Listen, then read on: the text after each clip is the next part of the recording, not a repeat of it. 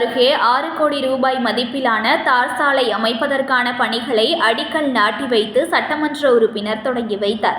திருவள்ளூர் மாவட்டம் பூவிருந்தவள்ளி சட்டமன்ற தொகுதிக்குட்பட்ட காக்கலூர் ஊராட்சியில் கலைஞர் நினைவு நூற்றாண்டு நூலகம் அமைந்துள்ள பகுதியில் இருந்து கிருஷ்ணா கால்வாய் அமைந்துள்ள பகுதி வரை 2.40 கோடி மதிப்பீட்டில் புதிய தார் சாலை அமைப்பதற்கும், புட்லூர் மேம்பாலம் முதல் அரண்வாயல் மேம்பாலம் வரையிலான 3.80 கோடி மதிப்பீட்டில் சாலை அமைத்து சாலை விரிவாக்க பணிகளுக்கும் பூவிருந்தவள்ளி சட்டமன்ற உறுப்பினர் ஆ. கிருஷ்ணசாமி அடிக்கல் நாட்டி பணிகளை தொடங்கி வைத்தார்.